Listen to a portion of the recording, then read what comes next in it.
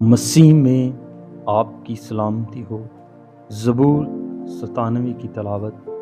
خداوند سلطنت کرتا ہے، زمین شادمان ہو، بے شمار جزیرے خوشی منائیں، بادل اور تاریکی اس کے گردا گرد ہیں۔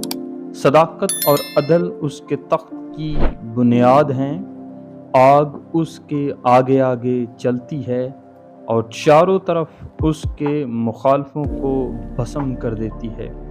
اس کی بجلیوں نے جہان کو روشن کر دیا، زمین نے دیکھا اور کانپ گئی۔ خداوند کے حضور پہاڑ موم کی طرح پگھل گئے، یعنی ساری زمین کے خداوند کے حضور۔ آسمان اس کی صداقت ظاہر کرتا ہے، سب قوموں نے اس کا جلال دیکھا ہے۔ کھدی ہوئی مورتوں کے سب پوجنے والے جو بتوں پر فخر کرتے ہیں شرمندہ ہوں۔ اے معبودو، سب اس کو سجدہ کرو۔